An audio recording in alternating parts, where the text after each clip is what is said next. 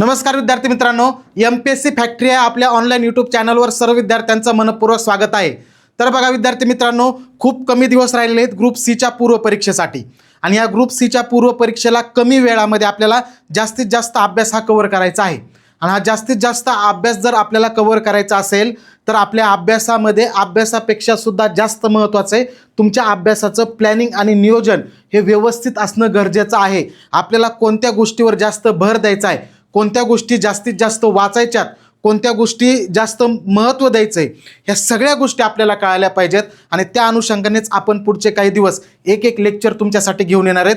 प्रत्येक विषयाची स्ट्रॅटेजी नेमकी तुमची पूर्व परीक्षा पास होण्यासाठी काय असणं गरजेचं आहे, त्याच पद्धतीने अगोदरच्या झालेल्या ज्या प्रश्नपत्रिका आहेत त्यातले जे क्वेश्चन आहेत त्याचं ॲनालिसिस सुद्धा इथे करणार आहे मी. ॲनालिसिस म्हणजे प्रश्नाचं विश्लेषण नाही, तर कशा पद्धतीने कोणत्या कोणत्या घटकावर जास्त प्रश्न विचारतायत, कोणते टॉपिक आपल्याला करणं जास्त महत्त्वाचं आहे, मागच्या 4-5 वर्षामध्ये एमपीएससीचा कल कशा पद्धतीने आहे त्या विषयाचा, या सगळ्या गोष्टी डिस्कस करणार आहेत. आज आपण राज्य व्यवस्था आणि पंचायत राज हा जो घटक आहे हा डिस्कस करणार आहोत. आणि इथं तुम्हाला दिसत असेल 15 पैकी 15 मार्काची स्ट्रॅटेजी. तुम्ही म्हणताल IMPSC ही परीक्षा अशी आहे की कोणत्याच विषयाला पैकीच्या पैकी मार्क पडत नाहीत. अनेक विद्यार्थी आहेत ते घेतात, पण ते खूप अवघड जरी असलं तरी आपण ठरवताना 15 पैकी 15 माझे बरोबरच आले पाहिजेत हे टार्गेट ठेवलं पाहिजे. तेव्हा कुठंतरी तुमचे 13 प्रश्न बरोबर येणं गरजेचं आहे, येतील. आणि राज्य व्यवस्था म्हणजे पॉलिटी आणि पंचायत राजमध्ये तुमचे 13 प्रश्न बरोबर आलेच पाहिजेत, हे लक्षात ठेवा.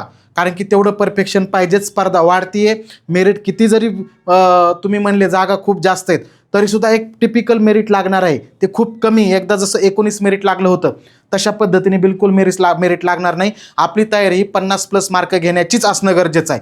आणि त्याच्यामध्ये पॉलिटी हा विषय की फॅक्टर असतो, कशा पद्धतीने सांगतो. आता बघा, त्याच्या अगोदर जर तुम्ही तयारी करताय, कमी दिवसामध्ये तुम्हाला सिलेक्शन पोस्ट पाहिजे, तर आपलं MPSC गाईड हे पुस्तक आहे महाराष्ट्र पब्लिकेशनचं.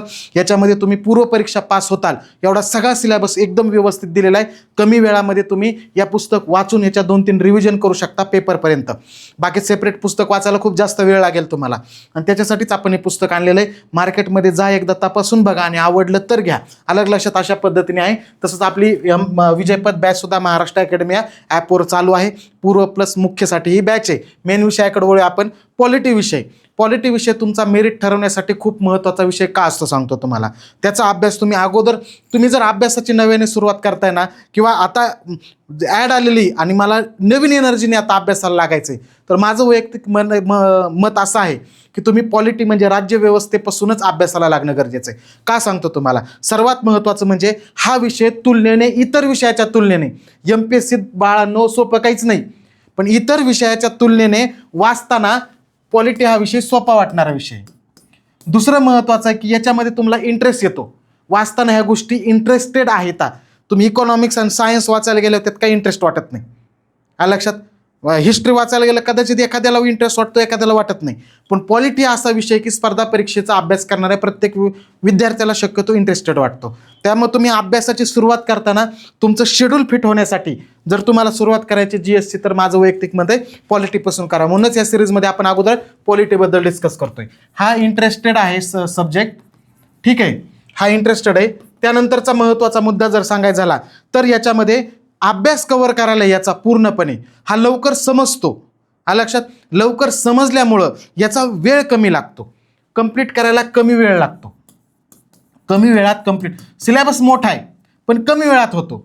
आता इकॉनॉमिक्स अर्थशास्त्र जर बघितलं आपण, किंवा भूगोल जर बघितलं, तर भूगोल आणि अर्थशास्त्राचा राज्य घटना आणि पंचायत राजपेक्षा सिलेबस कमी, पण तो कमी सिलेबस समजायला वेळ जास्त लागतो. पण हा सिलेबस मोठा असून सुद्धा कमी वेळात समजून येतो पॉलिटीचा. लक्षात, आपण पहिल्यांदा सुरुवात का पॉलिटीपासून करायची हे सांगतोय. आपण सगळे घटक ह्याच्यात कव्हर करणार आहेत, कोणत्या घटकावर भर द्यायचा हे सुद्धा सांगणार आहे. अजून एक महत्त्वाचं, हा पैकीच्या पैकी किंवा 15, आता समजा आपण 15 प्रश्न विचारतात पॉलिटीचे, त्या याच्या जवळ जाऊ शकतो असा हा विषय. म्हणजे तुम्ही 15 पैकी तर 15 घेणं शक्य, 14 घेणं शक्य, 13 घेणं शक्य. पण तिथंच जर तुम्ही विचार केला की मला अर्थशास्त्रामध्ये 14-15 मार्क्स घ्यायचेत, तर ते मात्र शक्य नाही आहे. आता काही जण घेतात जे अर्थशास्त्र विषयातच तज्ज्ञ ते घेतात. विज्ञानमध्ये ठरवलं तुम्ही की 15 पैकी 14-15 मार्क घ्यायचेत, ते अवघड आहे खूप अवघड आहे. 2 विषय सांगतो की जिथं मार्क तुम्हाला पैकीच्या पैकी जवळ जाणं शक्य आहे. की फॅक्टर. मी आत्तापर्यंत जेवढ्या पूर्वपरीक्षा दिल्या आता मुख्य परीक्षेला मी क्वालिफाय झालो आहे, त्या प्रत्येक परीक्षेमध्ये माझे भूगोल आणि राज्यव्यवस्थेचे मार्क्स चांगले यायचे. आलं लक्षात. आणि गणित बुद्धिमत्ताला पैकीच्या पैकी पडतच नाही तर, पण तुम्ही 20 प्रश्न असतात त्याच्या 12-13 मार्क घेतले म्हणजे भरपूर झाले. लक्षात ठेवा, अशा पद्धतीने असतं. त्याच्यामुळे इथं पैकीच्या पैकी किंवा त्याच्या जवळ जाणारा हा विषय हा घेऊन जातो, तुम्हाला पोटेन्शियल देतो. इतिहासामध्ये तुम्ही वाचलेलं पुस्तक आहे पाठ करून टाकलंय, त्यातलंच येईल याची गॅरंटी नाहीये. त्याच पुस्तकातला प्रश्न आहे. काही 2-4 प्रश्न अशा आगाऊपणा करतील आयोग प्रश्नपत्रिका बनवणारे की अननोन प्रश्न टाकतील. पण इथं तसं होत नाही. तुम्ही वाचलंय ना त्याच्यातूनच येतात. एखादा प्रश्न येतो तसा. मग त्यावेळेस फक्त तोही तुक्का मारून बरोबर येण्याची शक्यता असते जर तुम्ही पॉलिटीचा चांगला अभ्यास केलेला असेल तर. आलं लक्षात. म्हणजे ह्या पद्धतीने पैकीच्या पैकी किंवा त्याच्या जवळ जाणारा आहे. आणि त्याच्यामुळं मेरिटमध्ये तुम्हाला जर बसायचं असेल तर पॉलिटी तुम्हाला पैकीच्या जवळच जावं लागतं. आत्ताची जी स्पर्धा आहे त्या स्पर्धेनुसार तर त्याच्या जवळच जाणं आवश्यक आहे, हे लक्षात ठेवा. हे सगळे मुद्दे आहेत. त्याच्यामुळे पॉलिटीपासून अभ्यासाला तुम्ही नव्याने जे जुने विद्यार्थी ते आता रिव्हिजनला लागलेत ना, त्यांनी सुद्धा तशाच पद्धतीने करा. आणि जे नव्याने तयारी करतायत त्यांनी सुद्धा तशाच पद्धतीने करा. उठला की लगेच तू इकॉनॉमिक्स वाचायला घेतलं की रिजनिंग मॅथ करायला लागला दिवसभर, असं जमत नाही. रिजनिंग मॅथ विषयाची वेगळी स्ट्रॅटेजी सांगू तुम्हाला, तो सुद्धा की फॅक्टर आहे. अशा पद्धतीने लक्षात ठेवा. आलं. मग हे सगळे महत्त्वाचे मुद्दे आहेत. त्यानंतरचा मुद्दा बघा आता. यानंतर पाहिजे सगळ्यात महत्त्वाचं म्हणजे आता अभ्यासाला लागताय तुम्ही. अभ्यासाला लागताना सगळ्यात महत्त्वाचं सिलेबस समजून घेतलाय तुम्ही. पहिलं आपण सारखं सांगतोय आणि आता ह्या स्टेजला आहेत आपण की सिलेबस वगैरे तुम्ही समजून घेतलेला आहे सगळा, असं मी ग्राह्य धरून चालतो. वेळच आपल्याकडे कमी आहे खूप अभ्यासाला पूर्वपरीक्षा पास होईपर्यंत. सिलेबस नंतर समजून घ्यायचे परीक्षा पॅटर्न. आता परीक्षा पॅटर्न समजून घेण्यासाठी काय करायचं, मग आता परीक्षा पॅटर्न समजून घेण्यासाठी मागच्या 4 ते 5 वर्षात आयोग कशावर प्रश्न विचारत आहे, कशावर जास्त भर देत आहे, हे मागच्या प्रश्नपत्रिका ओरिजिनल प्रश्नपत्रिका असतील तर खूप चांगले. अशा पद्धतीने ओरिजिनल ह्याच प्रश्नपत्रिका आहेत आणि त्याची फायनल आन्सर की. अशा स्वरूपात तुम्ही गट क ची जरी तयारी करत असाल तरी ग्रुप बी आणि ग्रुप सी दोन्हीच्याही प्रश्नपत्रिका मागच्या 3-4-5 वर्षाच्या तुमच्या अशा स्पायरल वगैरे केलेल्या असाव्यात. आणि सारखं प्रश्न वाचणं, जे प्रश्न ॲनालिसिसचे पुस्तक आहेत ना पोरांनो, हे तुम्हाला अभ्यासामध्ये आळशी बनवण्याचं काम करतात. आळशी. तुम्ही ॲक्टिव्ह राहत नाही अभ्यासामध्ये. लक्षात. जसं सकाळ उठल्या जर तू 4 प्लेट पोहे खाल्ले तर कसं दिवसभर सुस्तावल्याने वाटतं, काहीच करू वाटत नाही. तशा पद्धतीने. पण तिथंच तो हलका नाश्ता केलेला असला तर तो एनर्जेटिक राहतो. लक्षात. अशा पद्धतीने. त्यामुळे लक्षात ठेवायचं, ते आयत्या ॲनालिसिसचे पुस्तकच तुम्हाला आळशी बनवतात. तुम्ही ॲनालिसिसचे पुस्तक वापरा, ते माझं बिलकुल त्याच्याबद्दल काही मत नाही, पण सुरुवातीला ह्याच्यावर काम करा तुम्ही. हे प्रश्न समजून घेणं, उत्तर बरोबर येते का, हे सगळं असं नजरेस पुढं आला की प्रश्न, अरे हा प्रश्न विचारलेला आहे असं तुम्हाला वाटलं पाहिजे. सारखं हे तुमच्या सोबतच पाहिजे. अभ्यास करताना प्रश्नपत्रिका सोबतच पाहिजेत तुमच्या ह्या. हे लक्षातच ठेवा. हे आणि यांनी परीक्षा पॅटर्न तुम्हाला समजणार आहे. आज तुम्हाला थोडंसं काम मी सोपं करणार आहे. प्रत्येक घटकावर कोणत्या घटकावर प्रश्न जास्त भर देतात ते सांगणार आहे. हे एक महत्त्वाचं लक्षात ठेवायचं आहे. हा लक्षात. आणि पहिल्यांदा तुम्ही पॉलिटीचा अभ्यास करताय, क्रमाने जा. पूर्ण पॉलिटी क्रमाने वाचून काढा सगळी.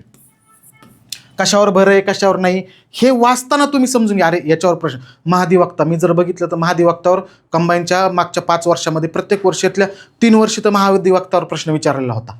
आता मी सांगणार आहे पुढं कशा पद्धतीने तसं. मग हे क्रमाने पहिल्यांदा वाचा आणि नंतर मग तुम्ही भर कोणत्या विषयावर द्यायची, कोणते घटक माझे विसरतायत हे तुम्हाला लक्षात येणार आहे. आणि त्यासाठीच रिव्हिजन महत्त्वाचे असते. आणि म्हणूनच म्हणतोय की आता वेळ कमी ना तुमचा ग्रुप सीला, तर वेगवेगळे पुस्तकं वाचत बसू नका. कंबाईन म्हणूनच आपण MPSC गाईड पुस्तक आणलेले. कमी वेळात रिव्हिजन झाल्या पाहिजेत. प्रत्येक घटक 3-3, 4-4, 5-5 वेळा नजरे खालून गेला पाहिजे, तेव्हा मुलांना मार्क्स येतात. हे वाटतं एवढं सोपं नाही आहे, हे लक्षात येते ना. मग हे पहिल्यांदा क्रमाने पॉलिटी वाचून काढा. लक्षात. आणि हे एक गोष्ट महत्त्वाची आहे. अजून एक महत्त्वाचं सांगतो तुम्हाला, फक्त पॉलिटिक्सच नाही प्रत्येक विषयाचंच सांगतो. तुम्ही ज्या घटकाचे प्रश्न सोडवत आहात, ज्या घटकाचा तुम्ही अभ्यास करत आहात त्या घटकाचा अभ्यास तुमचा झाला किंवा आजचा माझा अभ्यास पूर्ण झाला म्हणजे आज मी राष्ट्रपती किंवा केंद्रीय कायदेमंडळ, राज्य कायदेमंडळ म्हणजे विधिमंडळ आणि न्यायमंडळ, न्यायव्यवस्था आपली हे कंप्लीट वाचणार आहे असं तुम्ही टार्गेट ठेवलेलं आहे. समजा दिवसातलं हे घटक मला कंप्लीटच करायचे आहेत. म्हणजे विधानसभा, विधान परिषद, लोकसभा, राज्यसभा, राष्ट्रपती, राज्यपाल, पंतप्रधान आणि त्यांचं मंत्रिमंडळ आणि सर्वोच्च न्यायालय, उच्च न्यायालय सगळं वाचायचं आहे. हे कंप्लीटच करायचं असं ठरवलं आहे. तर तुम्ही सगळं कंप्लीट वाचलंय, लक्षात येतंय, आणि संपलं असं नाही. तुमचा त्या घटकाचा अभ्यास तेव्हा झाला समजायचं की दिवसामध्ये मी जो घटक वाचलाय त्याचे 100+ MCQ मी सोडवलेले आहेत. बघा तेव्हा जवळ जातं 100+. त्यासाठी वेगवेगळे पुस्तकं मार्केटमध्ये अवेलेबल आहे. मी काय म्हणलं तुम्हाला, ओरिजिनल प्रश्नपत्रिका ग्रुप सी बीच्या 4-5 वर्षाच्या ठेवा, पण निव्वळ प्रश्नसंचच घेऊ नका असं म्हणलं नाही आहे मी. प्रश्नसंच मोठे मोठे भेटतात की बाबा मागच्या आयोगाच्या 1984 पासून 90 पासून प्रश्न आहेत, त्याच्यामध्ये असे भरपूर आहेत, त्याच्यातून सोडवा, कशातून सोडा. 100 प्रश्न त्या घटकावरचे कमीत कमी म्हणतोय बरं का. म्हणजे तो घटक मी पूर्ण वाचलेला आहे, म्हणजे जे मला आज ठरवले तर टार्गेट की एवढे घटक मला कंप्लीट करायचे आहेत ते वाचले, तर तेव्हाच म्हणायचं ते वाचले जेव्हा त्याच्यानंतर तुम्ही 100+ त्याचे MCQ सोडवलेले आहेत. आणि तुम्ही वाचल्या ते MCQ सोडवायला तुम्हाला PYQ जे आलेले प्रिव्हियस इयर क्वेश्चन आहेत ते असू द्या किंवा कोणते MCQ तुमच्याकडे असू द्या, ते वाचल्याशिवाय तुम्ही अभ्यास कंप्लीट झाला म्हणायचंच नाही. हे 200 होऊ द्या, 500 होऊ द्या, काही होऊ द्या, 100 कमीत कमी झाले पाहिजेत. त्याच्यापुढं मग तुमची इच्छा, आणि जेवढे जास्त करताल तेवढं फायदाच. मग त्यावेळेस म्हणायचं. आणि सगळ्यासाठी फॉलो करा, सगळ्यात महत्त्वाचं आहे, तेव्हा मार्क्स येणार आहेत. कारण तुम्हाला पॅटर्न, मी जे वाचलेलं आहे, मी राष्ट्रपती वाचलंय, मी संसद हा घटक वाचलेला आहे, मी राज्यपाल हा घटक वाचलेला आहे, मी महान्यायवादी हा घटक वाचलेला आहे. मग महान्यायवादी घटक वाचला, याच्यातल्या कोणत्या घटकावर कशा पद्धतीने आयोग प्रश्न विचारतं हे समजणं म्हणजे अभ्यास आहे. फक्त वाचून गोकणपट्टी करणं हा अभ्यास नाही. आणि त्याच्यासाठी हे महत्त्वाचं आहे. लक्षात आलं? अशा पद्धतीने आहे. आलं लक्षात? आणि अजून एक सांगतो तुम्हाला, ग्रुप बीचं तुम्ही सीची तयारी करताय, समजा आता तलाठीसाठी तयारी करताय, लिपिकसाठी करताय, तर मी मगाशी सांगितलं तुम्हाला ग्रुप बीचे सुद्धा प्रश्न अभ्यासा. मी मागच्या ज्या 2-4 वर्षाच्या ज्या प्रश्नपत्रिका आहेत त्या तुमच्यासाठी ज्यावेळेस मी काढल्या, उघडल्या, त्या चाळल्या, त्याचं ॲनालिसिस केलं, तेव्हा माझ्या लक्षात आलं तुलनेने ग्रुप बीचे प्रश्न हे ग्रुप सीपेक्षा अवघड आहेत. थोडंसं त्याची काठिण्य पातळी आहे. शेवटी ग्रुप बी सी फरक पडतोच. लक्षात? पॅटर्न सेम आहे, परीक्षेला विचारणारे प्रश्न, कोणत्या टॉपिकवर जास्त भर द्यायचा, हे सगळं सारखंच आहे. फक्त थोडंसं अवघड आणि थोडं सोपं एवढाच फरक आहे. लक्षात येत आहे? त्यामुळे मग आपण अवघड पण करा ना. त्यामुळे ग्रुप बी आणि ग्रुप सी दोन्हीच्याही प्रश्न लक्षात आणि अभ्यास करताना तर तुम्ही ग्रुप बीचा करा किंवा सीचा करा, सोबत करा. एकच पॅटर्न, एकच अभ्यास करा. त्यामुळे ग्रुप बीच्या सुद्धा प्रश्नपत्रिका ओरिजिनल अभ्यासा. प्रश्न तर MPSCचे कुठलेही वाचा आणि किती सोडवा, घटक आहे, पण प्रश्नपत्रिकेचं ॲनालिसिस समोर रिसेंटच्या ग्रुप बीच्या पण करा आणि ग्रुप सीच्या पण करा. आल्या लक्षात? स्वतः. आणि त्या ओरिजिनल प्रश्नपत्रिकेवर, बाकीच्या नाही केले तरी चालते, ओरिजिनल. सगळ्याच ओरिजिनल प्रश्नपत्रिका असतील तर उत्तम आहे, पण नसल्या तरी ह्या दोन्हीच्या पण पाहिजेत तुम्हाला. असं समजू नका की मी ग्रुप सीची तयारी करतोय, बीच्या 5 वर्षाच्या प्रश्नपत्रिका कशाला बघू. बिलकुल नाही, दोन्हीच्याही बघा. दोन्हीचा पॅटर्न सेमच आहे. कारण पेपरचे प्रश्न बनवणारा शक्यतो व्यक्ती 2-4 वर्ष तोच असतो. मग त्याचा माइंडसेट हा ग्रुप बीच्या वेळेस आणि सीच्या वेळेस फक्त प्रश्न हा सोपे अवघड करणं एवढंच त्याचं काम आहे. पॅटर्न तो सेमच ठेवतो व्यक्ती. हा लक्षात? अशा पद्धतीने आहे. समजलं? या सगळ्या गोष्टी महत्त्वाच्या लक्षात ठेवा. आता आपण वळणार आहेत पॅटर्नकडं. पॅटर्न समजून घेतला की मग अभ्यास होतो. कशा पद्धतीने करायचं आहे हे तुम्हाला सांगणार आहे. मी प्रत्येक विषयाचं काढलेलं आहे. आधी ग्रुप सीच्या मागच्या 4 वर्षाच्या प्रश्नपत्रिका आहेत, त्याचं तुम्हाला सांगतो. आता ह्याचं डिवायडेशन कसं असतं सांगतो. ॲव्हरेज पंचायत राज, आपलं स्थानिक स्वराज्य संस्था आणि राज्यव्यवस्था, याचं डिवायडेशन 15 प्रश्नाचं कशा पद्धतीने असतं बघा. एकूण 15 प्रश्नापैकी 3 प्रश्न सरासरी सांगतो, कधी कधी 2ही होतील, 4ही होतील. हे पंचायत राज आणि नागरी स्थानिक स्वराज्य संस्था. त्यातही नागरी स्थानिक स्वराज्य संस्थेचा एकही प्रश्न मला मागच्या 5 वर्षात सापडला नाही. सगळे पंचायत राजचे सापडले. त्यामुळे त्याच्यावर जास्त बघा, हे ॲनालिसिस केल्याने हे फायदा होतो. म्हणजे तुमच्या एक गोष्ट लक्षात आली की नागरी स्थानिक स्वराज्य संस्थेला तुलनेने एवढा भर द्यायचा नाही, पण ग्रामीण स्थानिक स्वराज्य संस्था आणि त्याच्यातही ग्रामपंचायत, ग्रामसभा, 73वी आणि 74वी घटना दुरुस्ती या गोष्टीवर जास्त भर द्यायचा आहे. पंचायत राजचं सांगतो तुम्हाला. मॅक्सिमम प्रश्न कोणते सांगतो तुम्हाला, ग्रामपंचायतवर जास्त भर देतात, ग्रामसभा आणि ते जे 73व्या आणि 74व्या घटना दुरुस्तीने कलम नव्याने ॲड केलेत ना, 243A, 243B, 243C, हे सगळे कलम ते सुद्धा तुमचे माहीत पाहिजेत. मग राज्य निवडणूक आयोग आहे, राज्य वित्त आयोग आहे, त्याच्यामध्ये लक्षात, ग्रामसभेची तरतूद आहे त्याच्यामध्ये, याच्यावर जास्त भर देत आहेत. किंवा समित्या, पंचायत राजसाठी केंद्र स्तरावरच्या ज्या समित्या होत्या आणि राज्य स्तरावरच्या समित्या होत्या, त्या म्हणजे वसंतराव नाईक समिती पहिलीपासून ते मग सगळ्या समित्या, PB पाटील असेल, भोंगरवार समिती असेल, महाराष्ट्रातल्या सगळ्या, आणि केंद्र पातळीवरच्या सुद्धा सगळ्या समित्या, त्यांच्या शिफारसी, याच्यावर सुद्धा परीक्षेला प्रश्न विचारतात आहेत. आणि याच्यावरच जास्त भर द्यायचा आहे. हे 3 प्रश्न तुमच्या हातात आहेत, लक्षात ठेवा. आणि 12 प्रश्न जे आहेत ॲव्हरेज धरून चला आपले राज्यव्यवस्थेवर विचारतात, 12 प्रश्न. अशा पद्धतीने याचं काही डिवायडेशन आहे. आता बघा पंचायत राजमध्ये तुम्हाला हा व्ह्यू तर क्लिअर झाला मला काय करायचं आहे, आणि तसंच तुम्ही 15च्या जवळ जाणार आहेत. नुसतं पोपटपंची करून किंवा करतोय मी अभ्यास, वाचतोय आणि बसतोय लायब्ररीमध्ये, याने कंप्लीट होणार नाही, हे पण लक्षात ठेवा. आता पुढे जाणार आहेत आपण ह्या प्रत्येक घटकावर. आता बघा मी सांगतो तुम्हाला, पंचायत राज, नगरपालिका आणि महसूल प्रशासन. महसूल प्रशासन म्हणजे पोलीस पाटील, कोतवाल किंवा जिल्हाधिकारी वगैरे याच्यावर विचारला तर एखादा प्रश्न विचारतात, अन्यथा विचारलेला नाही आहे. विचारणार नाहीत असं नाही, सगळा सिलेबस करायचा आहे. मी 5 वर्षाचं मागच्या सांगतोय तुम्हाला, आणि ग्रुप सीचं तर 4च वर्षाचं सांगतोय, ठीक आहे ना. याच्यावर ॲव्हरेज सरासरी 2021 ते 25पर्यंत, 21ला 2 प्रश्न होते. पंचायत राजचं सांगतोय तुम्हाला, इथंच बोलतो.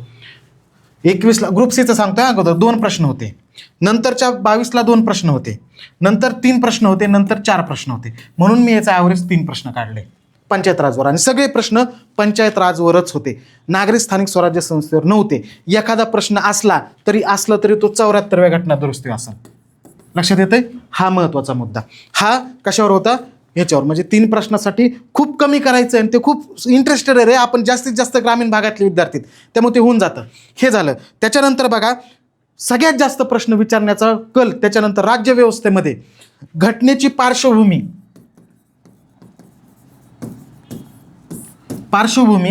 त्याच्यानंतर सरनामा.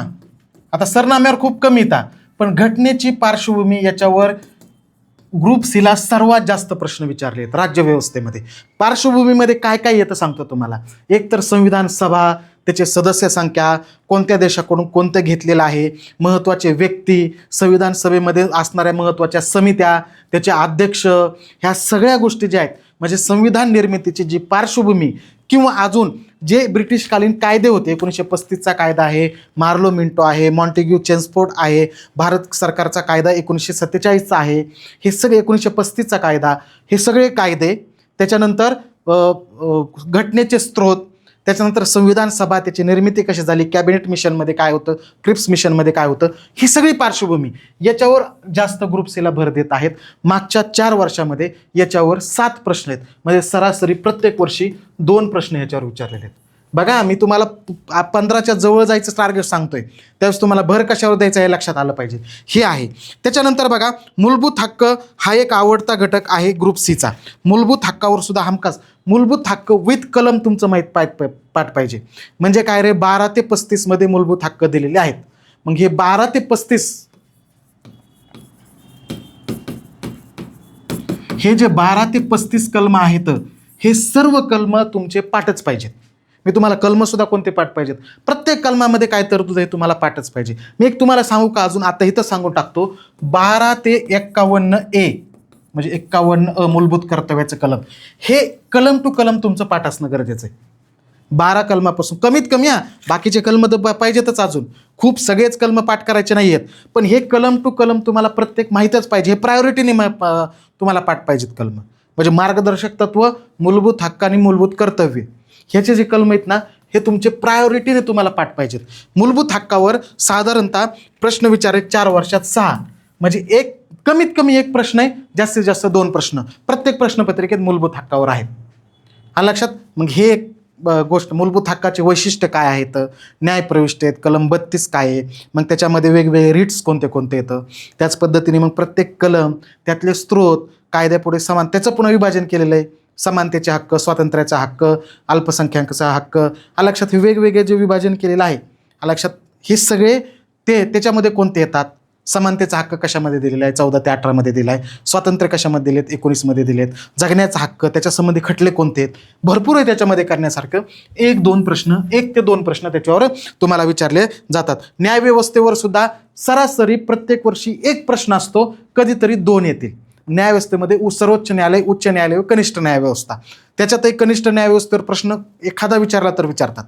सर्वोच्च आणि उच्च न्यायालय जे आहे त्याच्यावर प्रश्न जास्त विचारले. ग्रुप सीचं सांगतोय तुम्हाला, आणि नंतर ग्रुप बीचं बोलणार आहे, आणि मग आपण त्याचं कन्क्लूड करणार येतं, आणि कोणते घटक जास्त भर द्यायचा आहे, कोणते घटक जास्त परफेक्ट करायचे हे कन्क्लुजन शेवटी काढणार आहेत. त्यानंतर बघा कार्यकारी मंडळ.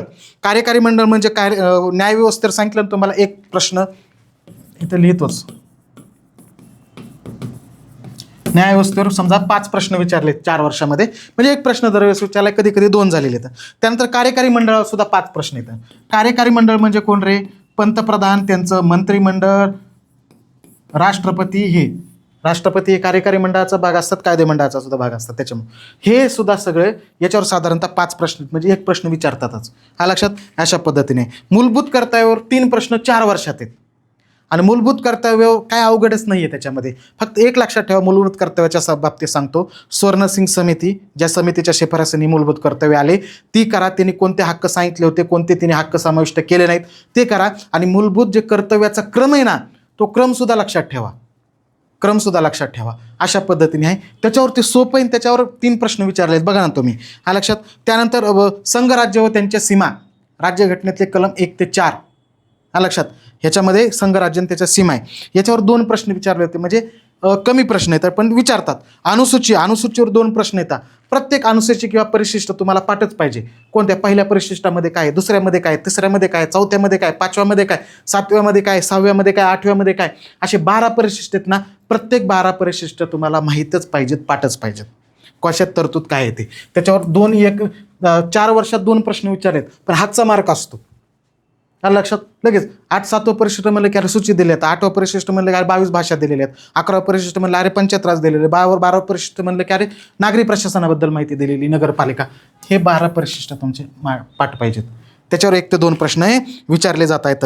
विधिमंडळावर 1 ते 2 प्रश्न, 2च प्रश्न आहेत 4 वर्षात. विधिमंडळ म्हणलं की मग राज्याचं कायदेमंडळ म्हणजे विधानसभा, विधान परिषद याच्या संदर्भात आहे.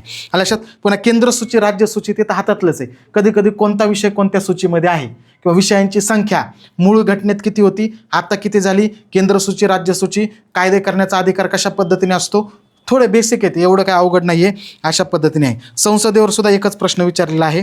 लक्षात. केंद्र राज्य संबंध, आता अवघड काय, हे सगळं सोपं आहे करायला.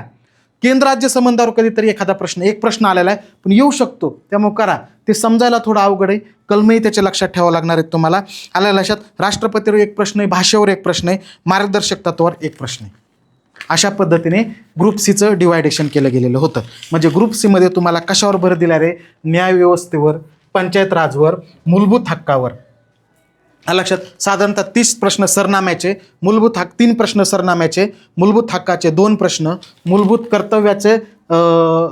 कर्तव्याचा 1 प्रश्न, न्यायव्यवस्थेचा 1 प्रश्न, कार्यकारी मंडळाचा 1 प्रश्न. लक्षात. आणि ह्याच्यात कधी कधी 2-2 झाले तर तिथं 2 ॲड करू म्हणजे 10 मार्क. म्हणजे 10 मार्क तुमचे मूलभूत हक्क, मूलभूत कर्तव्य, मार्गदर्शक तत्वे, घटनेची पार्श्वभूमी आणि पंचायत राज ह्या 4-5 घटकामधूनच येणार आहेत. आणि राहिलेल्या सगळ्या घटकातून तुम्हाला 5 मार्क आणायचे. तर म्हणजे इथं तुम्ही परफेक्ट करताल तर 10 मार्काची तयारी इथंच होऊन जाईल तुमची. हेच पॅटर्न ग्रुप बीमध्ये सुद्धा आहे. ग्रुप बीचं सुद्धा सगळं विश्लेषण मी जेव्हा काढलं तेव्हा पार्श्वभूमीवर, बरं का, घटनेची पार्श्वभूमीवर प्रत्येक वर्षी 2 प्रश्न सरासरी विचारलेले आहेत, 1 किंवा 2 प्रश्न. आणि पंचायत राजवर प्रत्येक वर्षी 3-3 प्रश्न आहेतच मागच्या 5 वर्षामध्ये. प्रत्येक प्रश्न ग्रुप बीचं सांगतोय. ग्रुप बीचं तर 5 वर्षाचं आहे बघा. पंचायत राज 3 प्रश्न सरासरी, बरं काही कमी जास्त होऊ शकते. तर पार्श्वभूमी म्हणजे घटनेची पार्श्वभूमी 2 प्रश्न सरासरी प्रत्येक वर्षाचं सांगतोय तुम्हाला, प्रत्येक वर्षाचं. न्यायव्यवस्था 1 प्रश्न सरासरी दरवर्षीचं सांगतोय तुम्हाला. ग्रुप बीचं राज्यपाल, इकडं राज्यपालाला भर दिलेला आहे पण तिकडे काही प्रश्न होता, 1च होता फक्त 4 वर्षात धरून. इथं प्रत्येक वेळी सरासरी 1 प्रश्न विचारायला आहे. संसदेवर काय झालं माहिती का, इथं 2020ला 3 प्रश्न विचारले होते, पुन्हा 21-22ला विचारलंच नाही, आणि पुन्हा 23-24ला 1 प्रश्न विचारला होता. तरी आपण 1 प्रश्न धरून चाला.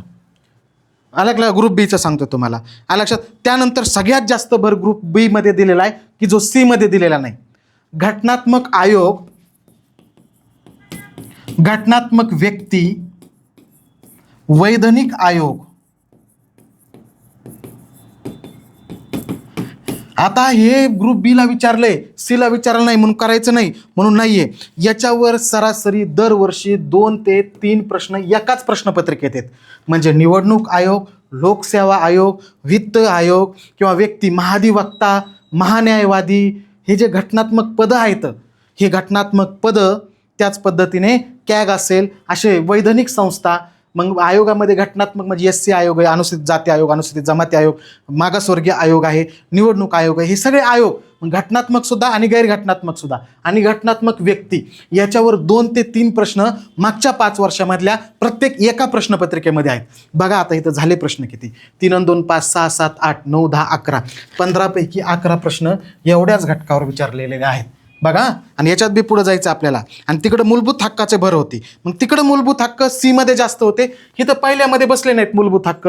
मागच्या 5 वर्षात ग्रुप बीला कमी विचारले प्रश्न, पण हरकत नाही, तिकडलं निकाडलं दोन्ही कॉम्बो करून करायचे आपल्याला, कारण की पॅटर्न दोन्हीपैकी कोणताही फॉलो होऊ शकतो. त्यामुळे ह्याच्यात मूलभूत हक्क येतील, मार्गदर्शक तत्व पण येते. लक्षात अशा पद्धतीने मार्गदर्शक तत्वावर एक प्रश्न होता, मूलभूत हक्कावर एक प्रश्न 3दा विचारला, 3 वर्षी एक प्रश्न विचारलाय, 2 वर्षी विचारलेलाच नाही.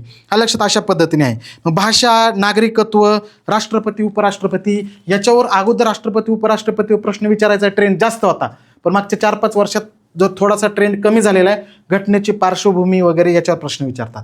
त्याच्यामुळे हे घटक जे आहेत हे घटक ग्रुप बी मधले की पॉईंट आहेत आणि ग्रुप सी मधले हे की पॉईंट आहेत, आणि हे दोन्ही एकत्र करायचे. आता दोन्ही मिळून आपण कन्क्लुजन काढू. आपल्याला पंचायत राज, त्याच पद्धतीने घटनेची पार्श्वभूमी, मूलभूत हक्क, मार्गदर्शक तत्वे, महत्त्वाचे घटनात्मक पदे आणि व्यक्ती, आलं लक्षात. त्याच्यानंतर न्यायव्यवस्था, कारण न्यायव्यवस्थेकडे प्रश्न जास्त आहेत. एवढे मिळूनच आपल्याला 10 ते 11 प्रश्न तुमचे कव्हर होणार आहेत, आणि राहिलेल्या 3-4 प्रश्नासाठी सगळा सिलेबस करणार आहेत, कव्हर होणार आहे. आता तुम्हाला डायरेक्शन थोडीशी मिळालं असेल की आपल्याला अभ्यास करताना भर कशावर द्यायची, अशा पद्धतीने द्यायची आहे. आता राज्यघटना म्हणलं की आणखी विद्यार्थ्यांच्या मनामध्ये असतो कलम कोणते करायचे, कलम पाठ कोणते करायचे. मगाशी मी तुम्हाला सांगितलं की कलम तुमचे एक कलम 12 ते 51A पर्यंतचे कलम टू कलम तुमचं पाठच पाहिजे. नंतर राष्ट्रपतीचे सगळे, जरी राष्ट्रपतीवर कमी प्रश्न असले तर सुद्धा महत्त्वाचं पद आहे. राष्ट्रपतीच्या कलम 52 ते 62 आहेत ना, ते प्रत्येक कलम मला माझ्या नजरेतून पाठच पाहिजे तुमचं, लक्षात. त्यानंतर मग बाकीचे सगळेच कलम पाठ नाहीत पाहिजे. जसं की आता संसद आहे, संसदेचे लोकसभेचं कलम कोणते, राज्यसभेची रचना किंवा संसदेची रचना आहे, विधिमंडळाची रचना, विधान परिषद आहे, विधानसभेची रचना, हे कलम असतील. पदावरून लोकसभा अध्यक्षाला दूर करण्यासाठी कलम कोणतं आहे, राष्ट्रपतीचे तर सगळेच पाहिजे, महाभियोगन, न्यायालयीन पुनर्विलोकन, सगळेच तुम्हाला पाहिजेत तिथं कलम. आणि हे जे असे प्रत्येक पदाचं महत्त्वाचं कलम बाकीचे पाठ पाहिजेत, आलं लक्षात. प्रत्येक पदाचं महत्त्वाचं कलम. राज्यपाल आहे तिथं राज्यपालाच्या कार्यकालाचं कलम विचारू शकतात, राज्यपाल पदाची तरतूद कोणते कलमात विचारलं जाऊ शकतं. मंत्रिमंडळाच्या बाबतीत चला 74 आणि 75चे केंद्रीय, त्याच्यातच तरतूद आहे, त्यामुळे तिथं काही जास्त गोळ होत नाही. मग हे बाकीचे, आणि आयोग, घटनात्मक आयोग आणि त्याच्या संबंधीचं कलम, घटनात्मक पद आणि त्याच्या संबंधीचं कलम, हे सुद्धा सगळे तुम्हाला माहीत पाहिजेत, आलं लक्षात. केंद्र राज्य संबंधाच्या बाबतीमध्ये कलम तुम्हाला सगळे माहीत पाहिजेत, तिथं सुद्धा तुम्हाला जास्त आहे. म्हणजे साधारण आपण धरू 100 तरी कलम पाठ असणं गरजेचं आहे, 100+. मग हे आत्ता मी सांगितले ते कलम तुमचे लक्षात असणं गरजेचं आहे. अशा पद्धतीने अभ्यास करा. हे तुम्ही टार्गेट ठरवताना हे गोष्टी प्रत्येक विषयाच्या करा की मला भर कोणत्या कोणत्या घटकावर द्यायचं आहे. याच्यासाठी ग्रुप बी आणि सीचे मागचे 4-5 वर्षाचे प्रश्नपत्रिका बघा, त्याचा ट्रेंड काय सांगतोय ते बघा, आणि मग अभ्यासाला पुढं जा. दररोज MCQ सोडवा, दररोज 100 MCQ सोडवा, जो घटक वाचलाय त्याच्यावरची सोडवा, आणि आयोगाचे प्रश्न सोडवा. त्यासाठी वेगळा घटक न्याय मोठा प्रश्नसंच मिळतो, तो कोणताही घ्या, लक्षात. आणि अजून एक महत्त्वाचं की हे सगळं करत असताना कमी दिवसात तुम्हाला कव्हर करायचं आहे. त्याच्यासाठी, आणि ह्याचं सगळ्यात महत्त्वाचं, रिव्हिजनशिवाय पर्याय नाही. तुम्ही वाचून फायदा नाही, एकदा वाचून 3दा रिव्हिजन झाली पाहिजे. आणि मोठा जो प्रश्नसंच मिळतो ना 21,000 वगैरे असे प्रश्नसंच, तो अख्खा तुमचे त्यातले सगळे प्रश्न वाचून झाले पाहिजेत, किमान प्रीच्या सिलेबसमध्ये जे टॉपिक आहेत ते सुद्धा तेवढे तरी सगळे. आणि ह्या ज्या प्रश्नपत्रिका आहेत ना, ह्या स्वतः ॲनालिसिस करून तुमच्या कुठंतरी तो प्रश्न दिसला ना, मागच्या 4 वर्षात ग्रुप बी सीला हा प्रश्न विचारलेला असं लगेच कळालं पाहिजे तुम्हाला.